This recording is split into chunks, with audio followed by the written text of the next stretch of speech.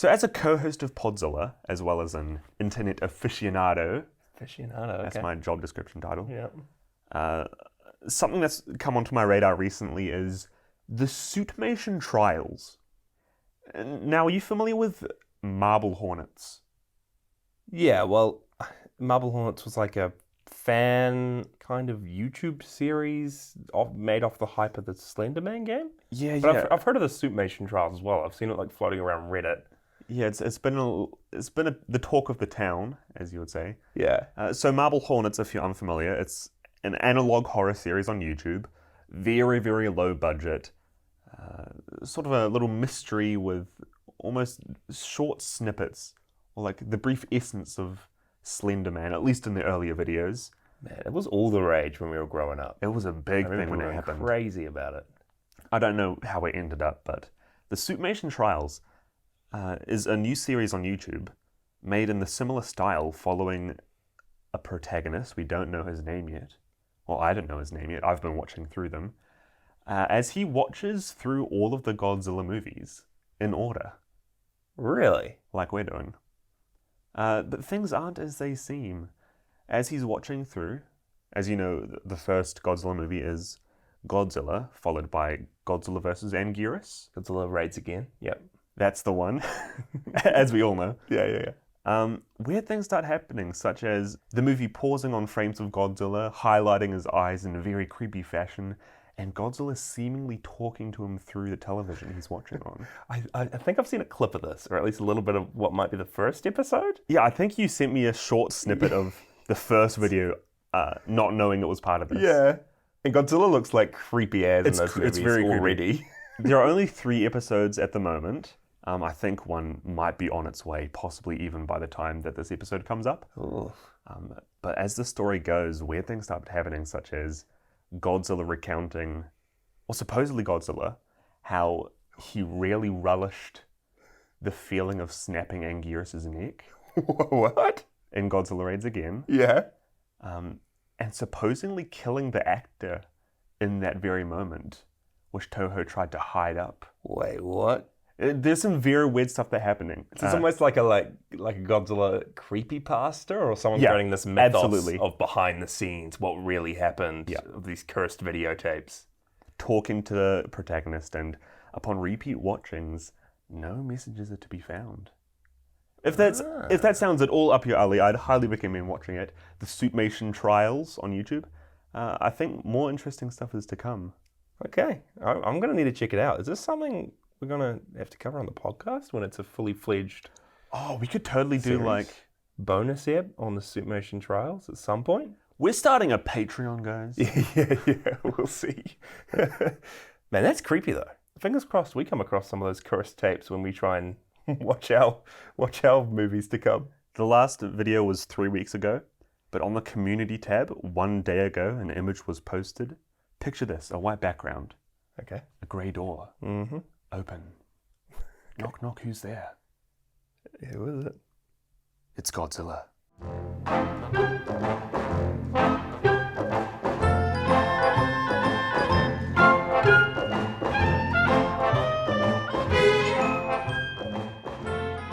I just showed Jasha a short clip of it. He might be having nightmares tonight. I'm going to have nightmares tonight.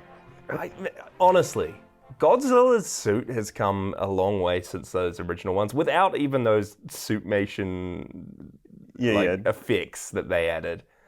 It's one creepy looking face. Like in the original movie when he looks over the hill. It looks very deformed, eh? Yeah. Suits are definitely getting better. But welcome back, everyone.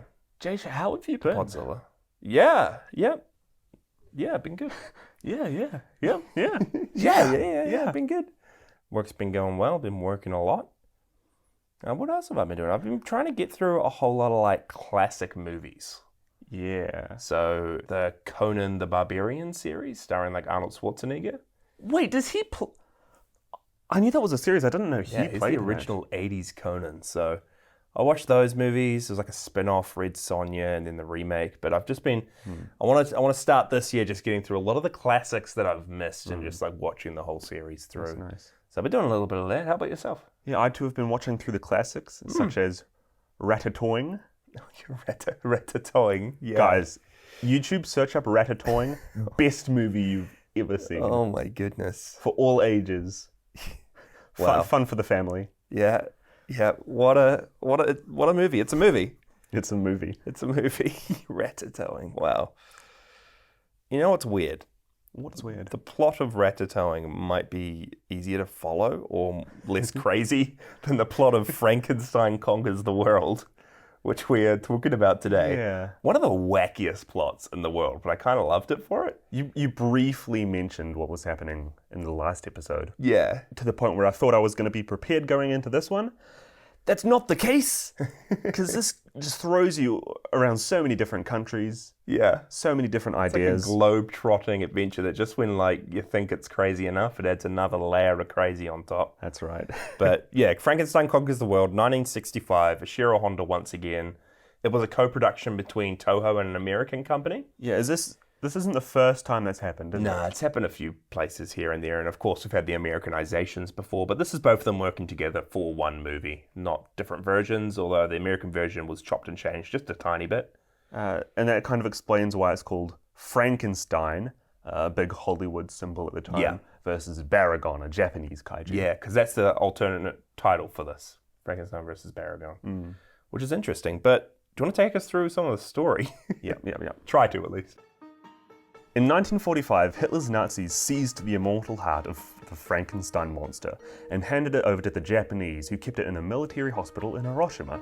The heart was lost when an atom bomb leveled the city, but 15 years later, a wild boy is discovered by Dr. James Bone and his assistants Suiko Togami and Kenichiro Kawaji. They conclude this boy has regenerated from the irradiated heart of Frankenstein and witness him grow to gigantic size the more they feed him. Frankenstein escapes and is soon blamed for several disasters occurring throughout Japan. However, Togami and Bowen believe these to be caused by a separate creature, the subterranean monster Baragon. The scientists work to prove Frankenstein's innocence, while Frankenstein must fight to save them from Baragon. A cataclysmic battle between the two giant monsters begins. Frankenstein triumphs over his foe, but, depending on the version being watched, both kaiju are swallowed by a sinkhole into the earth. Or, after Baragon is defeated by Frankenstein, a giant octopus climbs from a nearby lake and challenges Frankenstein, though he is dragged into the water by the octopus, seemingly to his death. Our protagonists are left to wonder, is Frankenstein's return truly inevitable, or is he better off staying dead? Yeah, and we'll get into that ending a bit later on, because it's an interesting, I don't know, just an interesting little fact about the movie. And we watched, I think, the alternate ending. Yeah, I don't know which is the alternate ending. Yeah, so we'll get into that a bit soon. But Frankenstein Conquers the World. Frankenstein in a Toho movie, for one. Yeah, this is just a weird premise to set up for the movie, first off. I mean, it was quite cool. Like, I liked the starting of this. The opening credits are shown over a variety of different, like, scientific instruments. You see flasks and vials and bubbling liquid. And it's quite foreboding and just different for a Godzilla movie. If you've seen what are they called? What's the series called? Like The Invisible Man and Dracula and the original Frankenstein's monster are part of? Yeah, Universal Monsters? Yeah. The start of this movie is set up almost exactly like those movies.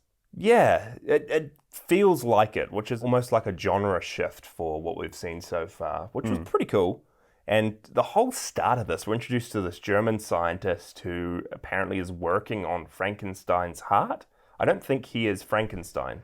I think he is. Well, this is the thing that always trips me up as well, is that the person who made Frankenstein is called Frankenstein, and the monster's called Frankenstein's monster. Yeah, it's like a misnomer. But it seems to be like interchangeable in this movie. Yeah. They're calling both the creator and the monster Frankenstein. The whole movie's called Frankenstein Conquers the World. Which is fair enough. Yeah, fair enough. Everyone does it.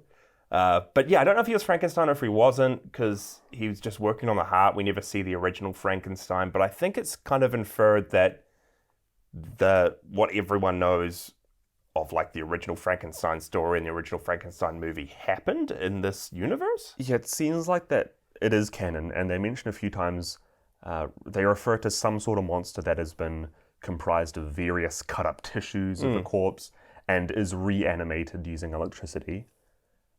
But the important thing here is the heart of Frankenstein. Yeah. Which for some reason is able to live on and beat continuously just by itself. Yeah. And that is what the Germans end up giving to the Japanese here. I think it was that Japanese soldiers went and raided a German scientist's lab and stole Frankenstein's heart and brought it back with them to Japan to use against the Germans. But in the movie, it was the Germans taking the heart away. And then somehow it getting to Japan. Somehow it gets to Japan, yep. I don't know, it's a bit all up in the air, but yeah, that's the whole driving force of this movie, is the heart of Frankenstein and Frankenstein's ability to grow. Yeah. And his limbs regrow or live on, and he's just unkillable almost. He's invincible, at least the parts of him are. His heart is. That's right. So this heart is then taken to a lab in Hiroshima, and after the bombing of Hiroshima, which happens... Yeah, crazy that we see that in this movie, because that's... Yeah, the actual incident occurs. Yeah, we see an explosion. I mean, we don't see like clips of the real explosion, but we see it on film. They put it in a Toho movie. It's something that's talked about a lot in these movies, something that was the basis of the original Godzilla movie. Yeah. Crazy that they actually made something that showed it. And yeah, it's just crazy starting to a film. Mm-hmm. You get Frankenstein, you get the war, Nazis, Hiroshima. Which is pretty crazy as is.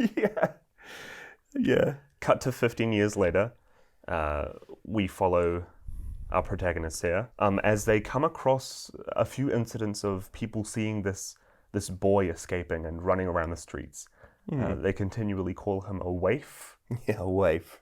And a doctor and his assistant, so Dr. Bowen, played by Nick Adams, an American actor, and Dr. Sueko Tagami, played by Kumi Mizuno, are the first to make contact with him. The whole sequence is quite funny. First off, Dr. Bowen, he threw me for a loop when he was first talking, because we're watching all of these in the original Japanese language with English subtitles, and we could tell right from the outset that he obviously wasn't speaking Japanese, and someone who could speak Japanese was completely dubbing over his voice. Like he was, I think you could tell by the way his mouth moved that he was actually speaking English. Yeah, he was speaking English on the set opposite these Japanese actors speaking Japanese. Yeah. Which is a very weird way to do it. So I'm left to wonder, like, if the American version of this movie had him properly saying his lines, but then everyone else dubbed over to English. Interesting way to film it. I guess it was a co-production and that they had American actors and Japanese actors, but it's just weird they decided to do it this way.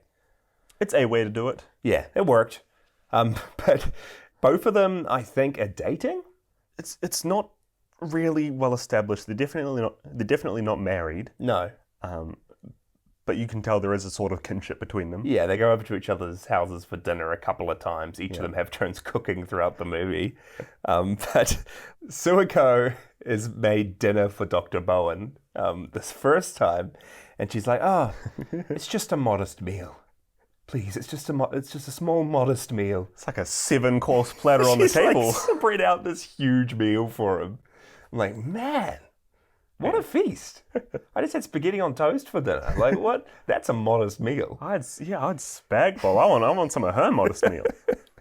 But yeah, they look out the window and they see this waif waltzing through the streets. Or he gets like thrown out of a taxi or something, right? Yeah. It's Frankenstein. And as the plot goes on, or as they start to discover, is that Frankenstein's heart, mixed with the atomic bomb radiation, has created this boy. It doesn't quite explain how a boy got the heart, or if the heart grew a body. It's kind of left up in the air, but it serves its purpose, and we find that this boy, after they take him in and start to do tests on him, is actually the Frankenstein. Yeah. He's got the same heart as the original Frankenstein's monster, which is crazy. And they bring in a couple weird rules. First off, that radiation doesn't affect him. Yeah. Second, that he cannot die, at least by usual means. The doctor at the start mentions that they're doing tests on him because they want to create soldiers that do not die by gunshots. So he can't really die. Third is that any parts of his body that are cut off do still stay alive on their own. Yeah. And later we see some scenes of, say, a hand of his getting cut off and staying animated. Well, there's this whole segment of the movie at the start, which is quite sad because these scientists kind of just lock him up in a cage and he starts to grow larger and larger because of the radiation he was exposed to. And the more he grows, the more protein he needs, the more he needs to eat. But they're literally just keeping him in a cage, chaining him up, getting people in to take photos of him. And this was really interesting because I read this afterwards that Ishiro Honda made sure to watch the 1931 Universal Monsters Frankenstein movie before making this film. And he really, really wanted to base this portrayal of Frankenstein off the original one, mainly the sadness and the tragedy and sorrow of the character that was portrayed in the original movie. I can see that. I think I briefly saw the movie with you, although I wasn't paying too much attention. Yeah. But you can definitely see those same themes of sorrow coming across well. Yeah. He's not like a really heroic character, but he's not a villain either, even though he's a monster. He's kind of this guy who's just trying to live, but everyone's turning against him or using him for the wrong means. That's right. But really, really cool scenes, I must say, even practically done, just showing the growth of Frankenstein. It's great. They use some of the same effects that Lord of the Rings did with the hobbits and Gandalf to make them seem like they're different sizes, such as by having two different sets, almost like we've seen with the Peanuts. Yeah. The Shobijin. The Shobijin, the two fairies that have... They're not fairies, are they? Yeah, they're fairies. They're Twin fairies. that have shown up in the previous movies, where they have two of the same set, but in different scales to make the actors seem bigger or smaller. Yeah, just trying to like mess with your perspective a little bit, but it looks really good in this how they do it, because especially early on in the movie, hardly any of the like composition or the shots showing both Frankenstein and normal sized humans, it looks like hardly any of them are digital effects or like blue screen. It looks like most of it's practically done just with creativity behind the camera, which I really appreciated. Yeah. It's real cool. And just as the movie goes on, Frankenstein escapes. He breaks out. Yeah. And you start seeing him destroying things. Well, not really destroying. He's just running away and accidentally making cars crash and the like. Yeah, it's more accidental on his part. Yeah, totally. But it's just real cool seeing the normal human characters walking around, let's say, a road or a street, and then you see Frankenstein walk through the same street, but he's so much bigger, and just the amount of effort they went into to like recreate their proper sets, but on a smaller scale for the actor playing Frankenstein. Really, really cool stuff. Really cool. I should also note that Frankenstein in this movie has a similar dynamic to the King Kong movies, where he takes a kinship to Dr. Sueko. Yeah. And she's the only person who can calm him down. Yeah. So while he's supposedly going out on a rampage, she is the one who's really feeling for him and kind of making these decisions that she wants to be the one to save him. Yeah. It's about this point as well that Baragon ends up coming in. Right, Baragon. And Baragon is going to pop up a little bit more in the Godzilla movies, most notably next Destroy All Monsters. But what do you think of Baragon? He's kind of like this four-legged reptilian-like creature. He's got a large horn on his forehead, and he's got like random curved spikes and long ears that are curved. Can I just mention, we got a guest artist, Alex, or Dagora9898 on Instagram, to do the art for this movie, and he did Baragon, and he looks awesome. Heck yeah. You might see him quite a few times in the future as well. Yeah, hopefully he'll do some stuff for us later on popping up, but check him out. But I really like the look of Baragon. Baragon's great. So all I knew of Baragon previously, I'd seen a few videos on YouTube of the actor of Baragon in the suit much, much later, like around the 2000s era. Yeah, so we're in the Showa era now. I think Baragon shows up a few more times, but I think the Millennium era or some of the latest movies, there's a female actor that acts as Baragon in the suit. Yeah, so Ri Ota, I think her name is. Yeah. There are videos of her on set doing like the cutest imitation of a scream of a monster roar. Yeah, I'll insert it here.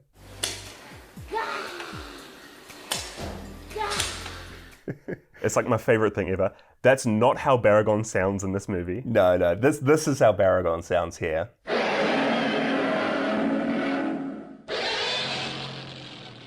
And it's kind of an alteration of Godzilla's voice. They've done this before with Varan and a few other creatures, but they've just slightly changed up how Godzilla sounds. Nothing special. I wish they went with that for a sound effect. I know. For Baragon's actual roar. It would be so good. I want somebody to retroactively overdub it for these movies. Yeah. But I find it really interesting. So Baragon reminds me quite a bit of Anguirus. Yeah, just the spiked back almost. Like the spiked back, the shell. But he's just like a very cute monster. And I think I read somewhere that, I don't know if it was intentional, Baragon's design really appealed to a lot of the female fans of these movies. Oh, really? Yeah. And I can see why. I mean, he's a contender for like my favorite. Wait, you're kidding me? Like kaiju favorite kaiju design? Yeah. He's got some fun moves. He's introduced as a subterranean monster. Yeah. Real cool how he first shows up as well, because we're like on an oil rig or something, and we see bubbling in the water and a light coming from below. Then we see some of the oil breaking out, and we see him tunneling underneath dirt. And then all that we see initially is just his head popping out of the ground for like a couple seconds. After, like, the ravine then collapses on him again. Yeah, and then that's all we see of him for quite a while. But all the light's coming from his horn, which glows up. Just real interesting design. He's got some real cool moves as well. Later on we see him fighting, and I didn't realize, but his signature move is this like super speedy leaping attack where he bounces up in the air. Yeah, yeah. I liked Baragon. And I'm glad he's pretty much the reason that we're watching this movie, because he's going to show up alongside Godzilla. But pretty cool introduction.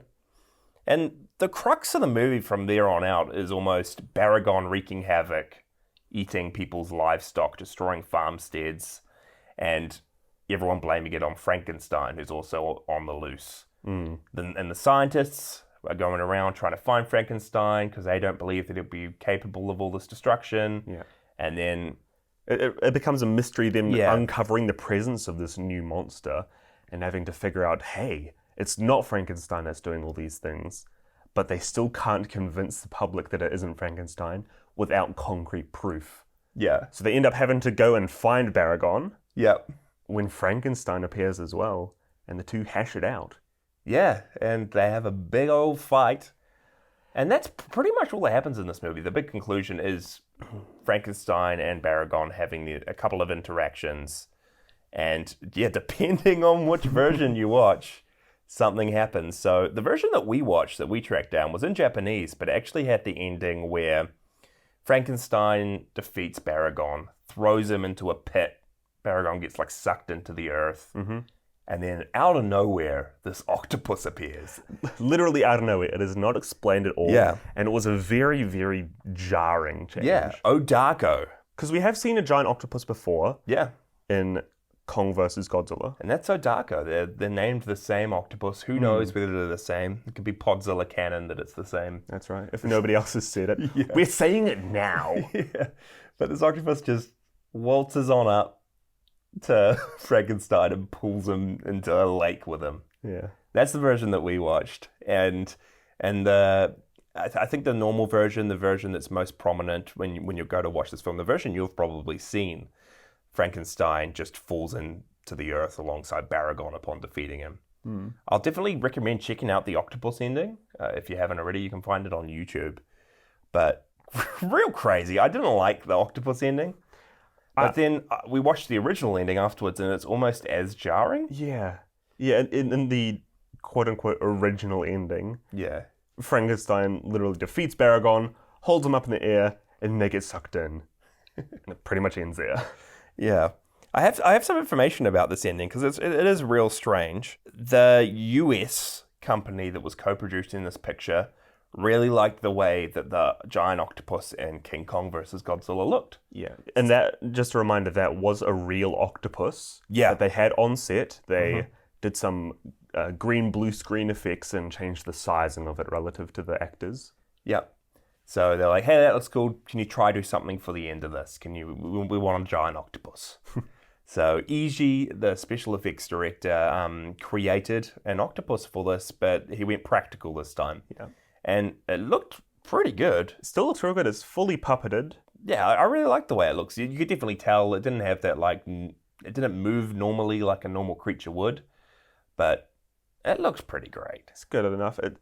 It seems like with the Dagora glowing octopus they did a few episodes ago, this is definitely inspired by that. Yeah, yeah. I feel like they might have been, hey, we pretty much know how to do octopuses now. Yeah, so totally, right? Let's bring one in. Yeah.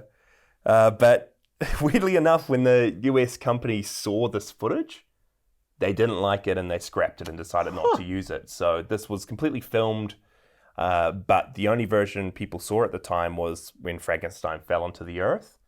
And then randomly on a television broadcast of this movie in Japan a couple years later, they showed the octopus ending, and that's been attached alongside like special features on discs going forward. So the octopus ending is the canon scripted original ending. And this ending with Odako, or the octopus, is the canon ending in universe. Right. It's just not the original filmed and then distributed ending. Yeah. Okay. So, interesting stuff. Yeah. Just to go back a little bit, something real funny. We were watching this, and my wife came and sat down and watched it a little bit with us. And she looked at our leading man and our leading lady in this, and there was a scene when they're hunting for Frankenstein. The guy's dressed in like this white dress shirt, this black tie, and he's got blonde hair. Yeah, really American actor. And she's dressed in this really nice yellow dress, and she was like, "This is like Japanese La La Land. What are you guys watching?" And I was like, "What? Is La La Land? Did La La Land take inspiration from this?" I don't know. That could be a conspiracy theory I could get behind, because it looks stunningly similar. Oh man, yeah. Who was your favorite human character in this? While we're on the topic of both of them, do you have anyone that stood out? Favorite human character? I guess the Frankenstein doesn't count as a human character, really. Well, he's like a radiated human. I guess he does. Yeah. Well, he's not a kaiju. He's classed as a kaijin. Oh. Yeah. I'll class him as a kaijin then. I'll say my favorite was probably Dr. Bowen. I don't know why. He had a couple good scenes. There wasn't too much character development in this movie. What I did like was that with this cast of main characters, all of them kept flip-flopping between their decision on what they wanted to happen to Frankenstein, which, I don't know, I like the aspect. It made it seem a lot more real than it could have been, just because there were so many different reasons. Do we try keep him alive and do tests on him for scientific purposes? Although he could be a danger to society, so we should kill him, but we can't kill him because he's unkillable, so we might have to go to dangerous lengths. But then what happens to that science aspect? Yeah. It's interesting they're constantly weighing up, should the army do something, should they not, throughout the whole movie. And then even at the end, the army doesn't do anything. They don't, do they? It's just a fight between the kaiju, and then the army's just watching, ready to help out. But maybe the first movie we've watched so far where the army doesn't attack in any way. Yeah. My favorite human character in this is actually going to go to Takashi Shimura's character. I don't know his character's name. He was in it for literally a couple of seconds. He was the Japanese scientist who got Frankenstein's heart. Yeah. And he didn't do much, but he was cool. Takashi Shimura's been in so many of these movies that we've covered. He's an absolute legend. And this is his last movie that we're going to cover on Podzilla. Wait, this is his final hurrah? His final kaiju movie that he did with Toho in this series. So I've heard that he's done a whole lot of other really great movies. There's one called Akiru, which I've been really wanting to check out. I've heard good things about that. But I'll give it to him, just because he's a legend. Just because this is his last role. He was pretty great. I will say as well, talking about human actors, it's really interesting because apart from the main cast, there are so many supporting actors, like 5-ish, that have been in so many of these movies that I recognize the instant they pop on screen. Yeah. I see one guy and I'm like, oh my gosh, that's the translator from Kong versus Godzilla. Well, this is a person who said a joke in this last movie in the middle of a crowd. Yeah. It's actually quite cool just getting all these familiar faces. Yeah. I'm surprised so many of them are working consistently with these movies. Yeah, well, as far as I understand it, or from a couple of things that I've been reading, is that a lot of them had contracts with Toho and were just around on the Toho lot that would be brought in for various roles in different productions. So, craziness. Let's talk a bit more about the kaiju and Frankenstein for a little bit. So I think we talked about it a little bit before, but before this movie was even conceived with Frankenstein, they initially wanted to make King Kong versus Frankenstein. I think we might have mentioned it a little bit. Which would have been, King Kong versus Frankenstein. And it wasn't made. It ultimately got kind of turned into King Kong versus Godzilla. Yeah. However, Toho sat on the idea of using Frankenstein, and they ended up writing a script and developing an idea of Frankenstein versus the human vapor. The human vapor. The Human Vapor is a Toho movie that we skipped over, but it's directed by Ishiro Honda. It's not a kaiju, it's a kaijin. It doesn't connect up to any of this. Yeah. But they wanted to, pit the Human Vapor versus Frankenstein. But again, that got scrapped. And then ultimately, they created an original kaiju for it. Ultimately, they created this movie, Frankenstein Conquers the World. However, again, it initially was just going to be Frankenstein not versing Baragon, but versing Godzilla. Oh. So they wrote the script, Frankenstein versus Godzilla, but then when Mothra versus Godzilla came out, and they started developing that, which we've watched, they ended up deciding, hey, Godzilla's got his own thing going on, let's create an original monster for Frankenstein to go up against Baragon. So, huge kind of series of events that led to this movie becoming what it is. And as I said before, it's crazy. It's weird that we're watching this and that it ends up being connected to the further like Toho and Godzilla stuff, but pretty cool. What did you think of Frankenstein overall? I kind of like how he's portrayed, because from the way the story goes, he was brought up on his own from the events of Hiroshima, so he's kind of been a loner this whole time. For most of this movie, he is portrayed as this almost a dumb character. Like he doesn't interact well, he isn't too intelligent. It's like he does have that capacity, but he's just not used to it. And I don't know, it almost seems like he's a bit more of an animal than a human. Yeah, like interesting scenes when he's watching a TV early on and he seems to be really enjoying watching people dancing on TV. But then randomly gets angry at it at one point, then throws the TV out the window. Just like these random outbursts of anger. And very animalistic, as you say, not very human-like. But they do still use that aspect of him and do create some quite cool scenes and quite cool interactions. What I'm most liked about Frankenstein here is, first off, they use the scale with him real well. They make him seem huge so well. But specifically during the final kaiju fight with Baragon, it's really interesting seeing a suited kaiju face off against just a normal person. Yeah, you're right. We haven't seen it before, and it's a great fight. I think it shows off just how agile a human can seem while still seeming like it's like the kaiju sized. Yeah. It's a weird fight to watch, being so used to these costumed kaiju. I mean, I gotta say, this might be the best fight we've seen so far. It was weird to watch, but it was just so almost like intense. Has the kaiju action like been better than this? Yeah. Up to now, it's just intense, real creative, the way that they're fighting each other, and just feels a lot more real just having the human character interact instead of two people in costumes like bouncing off each other almost. It feels, the battle itself feels almost like a sumo wrestling battle. Yeah. Like very up and close. They're grappling each other a lot of time. It's very, very hands-on, which I really like. Yeah. But you're right, just the Baragon is goofy looking face versus almost don't slander Baragon. So help me, Jason. I think Alex's art he did for our thumbnail did a lot of justice to Baragon's appearance in this, because he's goofy. But he's a goofy one. You're gonna love him.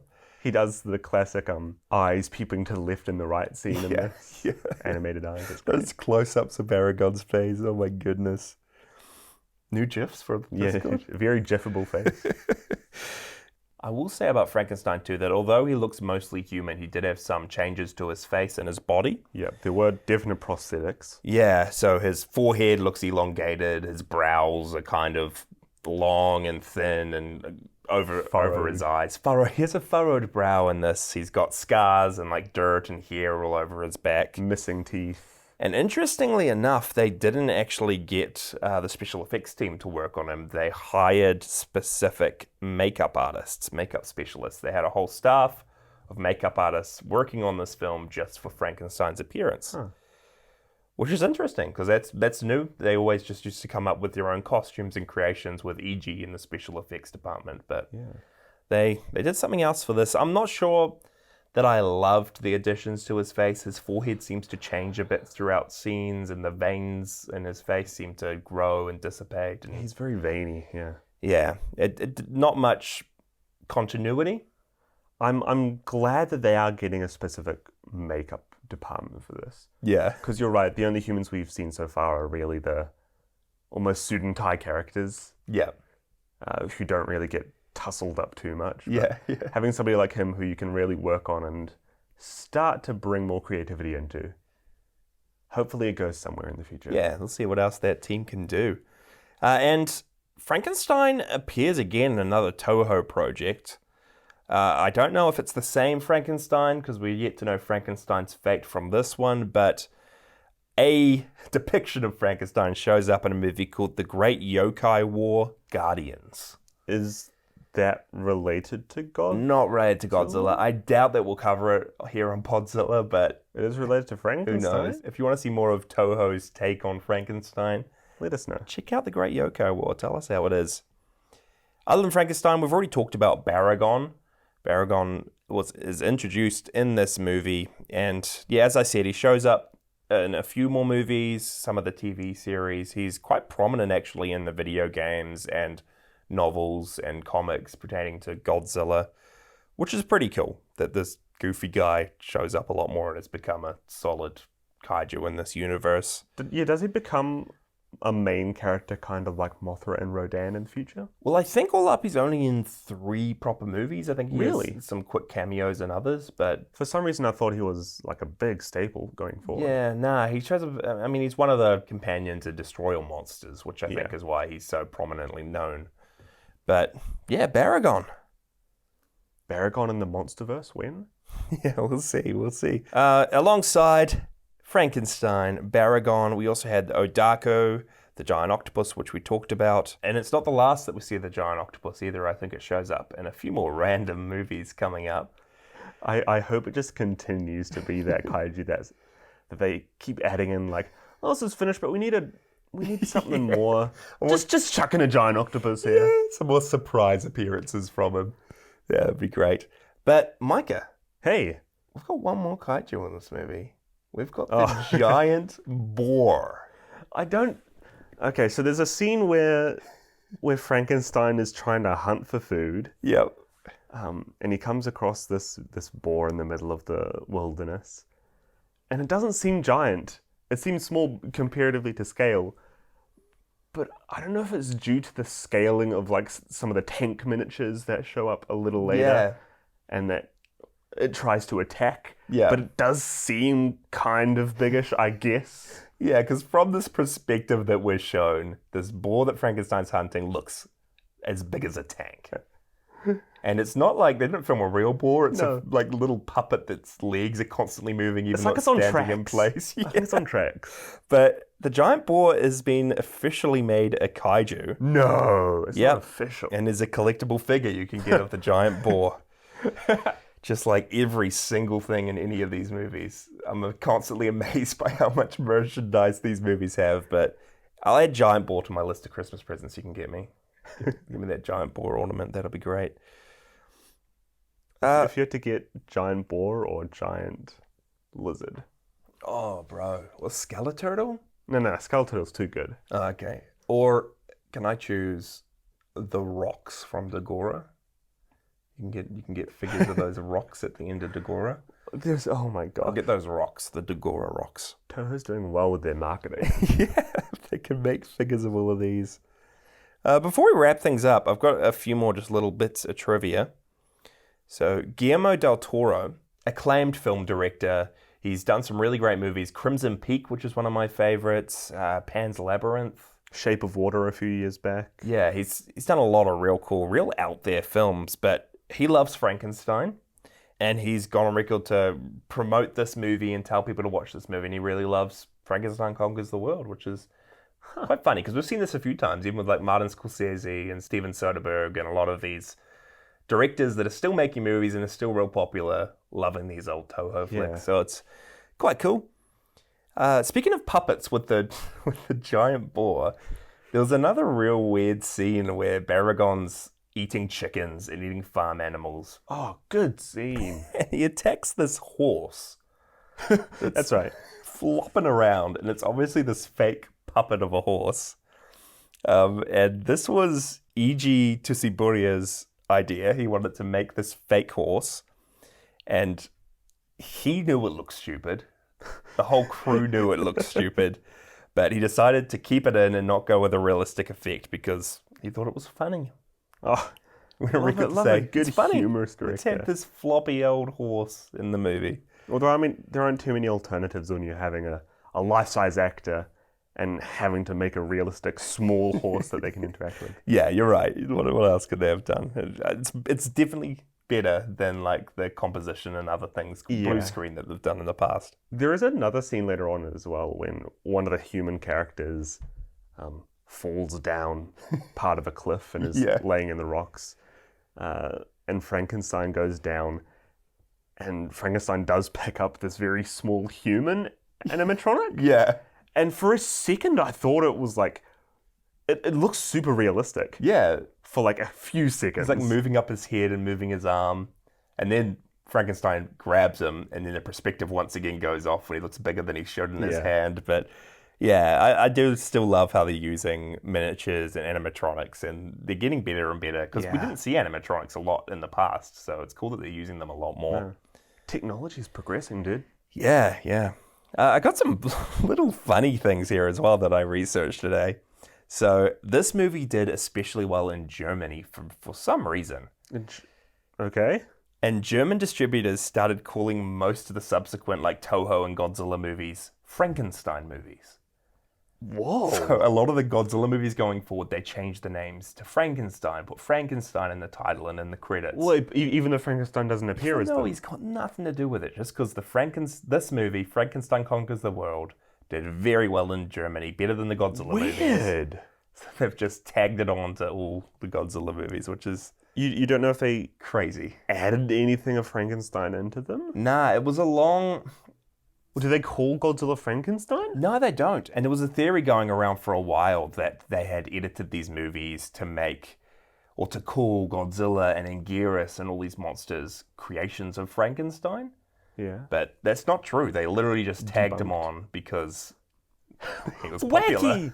Oh my gosh. And kind of in the same vein, a random Indian Bollywood company saw this film and made a Bollywood musical from it. No, but it's they made a movie called Adi Yug. I'm sorry, I'm probably mispronouncing that, but it's about cavemen, and they literally illegally took the whole ending of this film, the fight between Frankenstein and Baragon, and added it as a climactic fight in their movie. Did they have music over it? Apparently they changed some of the music, they redubbed the sound effects. The movie makes it look like they're regular sized instead of monsters somehow. But they just illegally took this footage. They completely ripped it off from this movie and inserted it into theirs. Not gonna lie, I do want to watch that fight. Adi Yug? That fight in Adi Yug with Bollywood music taped over it. We need to track this thing down. We need to. Yeah, we do. That's everything I got here. And if you didn't know as well, there's actually a full-on sequel to this. So it follows along this storyline. I don't know if Frankenstein shows back up or what happens. Well, this movie ends off with them saying Frankenstein's inevitably going to come back. Yeah. Technically can't really die, so... Yeah. So there's a sequel called The War of the Gargantuas. And the brief summary of that is that it kind of revolves around two monsters, one called Sander, one called Gara, who have regenerated from Frankenstein's severed flesh. Oh. So, who knows? But it's a direct sequel to this, and we'll be covering it a bit later down the track. We've got, I think, 1 or 2 movies in between. But Giant Octopus shows back up in it, so look forward to that one. Okay, Joshua. Yeah. I don't know who did the rating last time, but... What do you want to rate this movie? I enjoyed this. Again, I don't know. It was just very campy, very wacky, very... Hold up. For definitely the audience sake and not mine, what does campy mean? like camp means just like... Does it mean like over-the-top wackiness? Over-the-top, kind of wacky, very of its time, almost tropey. I don't know, just the storyline of this feels like it's right out of a science fiction, like pulp novel or late night old school TV show. It's just very weird, and I really dug the vibe. I'm still having problems as these go on just getting invested in the human characters in this. Yeah. Especially when there's not too much conflict between them and they're just following around kaiju and just there to kind of give us exposition and to tell us what's going on, which I didn't really appreciate this time around. I'm getting a little sick of it. But in saying so, I loved Toho's take on Frankenstein. I think they really did it justice. I could really see the similarities between this Frankenstein and Boris Karloff's Frankenstein. And Baragon was great. And again, the fight scenes in this, I'm surprised with how good they were. The destruction with the miniatures again. And just, that end climactic battle, Frankenstein pulling trees out of the ground, chucking them at Baragon, Baragon's jumps, them jumping on top of each other. It just feels really, intense and lifelike almost, which I really love to see. It feels like an actual fight. Yeah, it feels like they're actually fighting this time around, which was great. So I think I will give Frankenstein Conquers the World 3.5 out of 5 modest meals. Oh my gosh. I'm very much with you there. Specifically, starting off with the human characters, still very lacking. I'm waiting for the day we get a good movie that the kaijus are awesome, the humans are awesome, and they complement each other well. Yeah. For the most part, this movie was driven by Frankenstein and Baragon and their conflict between each other. In saying that though, it's very hard, and it would be such a feat to take on the character of Frankenstein, the original character, and bring him into a kaiju movie without feeling too jarring. And though it is wacky, Toho did manage to do that quite well. It weirdly worked, right? It works. Yeah. So now it's not too weird to say that Frankenstein is a kaiju just like Godzilla. Yeah. It sounds weird, but it isn't too weird after watching this movie. Yeah.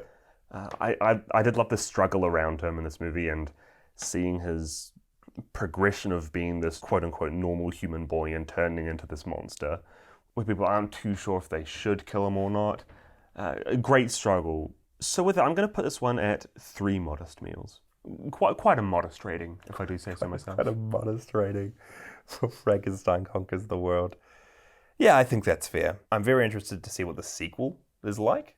Because some people very much prefer it, some people don't. Prefer it. Which is interesting. And actually as well, one of our Discord members, Big O, recent member, he's just a huge Godzilla fan. He has shelves and shelves of memorabilia. It's a fantastic site.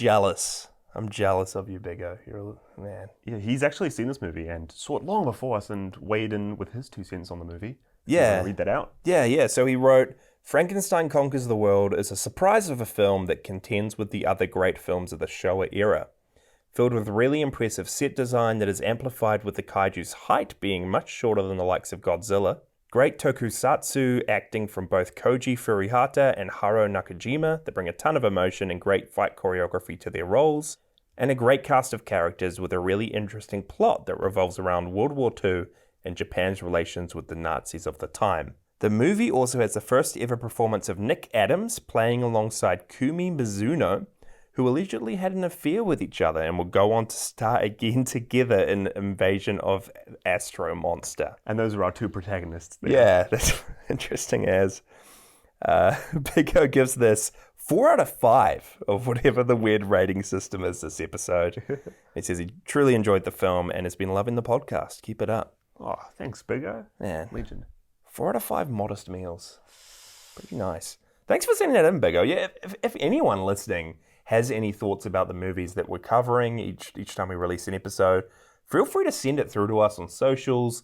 Jump into the Discord if you haven't. Send it through to us there. Or even email us, podzillapod@gmail.com, and we'll read it out on the show.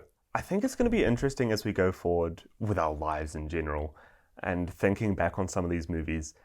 I think this might be one of the standout ones that could be fun to come back to. Yeah. In later watches. I definitely get that. Like, hey, remember that Frankenstein kaiju film? Yeah, Let's right? watch that. I feel like this one might be a lot more enjoyable on repeat watches. And the kaiju fights, and even just Baragon, remembering Baragon and Baragon's first appearance. I'm looking forward to watching this one again in the future. Yeah, definitely. We'll see how it changes for us. But yeah, that's Frankenstein Conquers the World, everybody. Or versus Baragon. Frankenstein Let's not be too modest Baragon. there. Yeah, we'll shout Baragon out. Thanks again for our art this episode, Dagora9898. Check him out if you haven't already.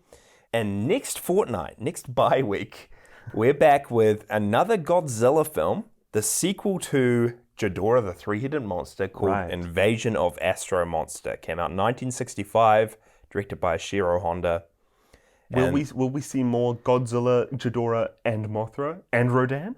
No Mothra in this one, sadly. No! But the kind of short plot breakdown goes like this. Astronauts Glenn and Fuji investigate Planet X and encounter mysterious aliens known as the Exilians, who ask Earth's people to help save their world from Monster Zero. In exchange for borrowing Godzilla and Rodan, the Exilians offer a cure for cancer. But as Glenn investigates, he develops a romance with Miss Namikawa and uncovers the Exilians' true intentions. This one sounds cool. We're getting into goofy plots, and I'm here for it. It's Abducting kaiju? This sounds cool. But yeah, sadly no Mothra, but we get Godzilla, Rodan, and King Ghidorah, who I think's going by Monster Zero in this one. So it's gonna be interesting. It's gonna be fun. As well as the introduction of the Zillions or the Exilians, yeah, who are big antagonists, I believe, in the future. I think they're the aliens that return the most in the series. Yeah. They're like the big, Godzilla alien antagonists. Yeah, so get out of the way, Mysterians. Mysterians, Nataral, what other crazy other... Can't even remember them. The Moos? They aren't aliens, dude. Yeah, true. We need to do like a trivia game after watching these. Oh my goodness. I don't know how well I'll do, even though we've just covered them. Who knows? Be sure to check out this movie as well as the Suitmation Trials. Like I said in the preview. I'm going to go do that right now and maybe... Wait, I'm going to go to... No. Should I do... Like, it could legitimately freak you out. I'm going to do it. Okay. Do you want me to stay the night over? Yeah, you might not hear from me. I might not be here next episode. I might die from shock in the night, but... Oh boy, wish me luck. That's been Podzilla with your hosts, Jasha and Mykah Drake. Follow along on our socials at PodzillAPod and jump into our Discord via the link in the show notes. Huge thank you to Cassie Celine, who did our podcast art, and Dagora9898, who did our episode thumbnail. Let's go. And just a disclaimer that any musical sound effects used in this episode belong entirely to the Toho company. See you guys next episode.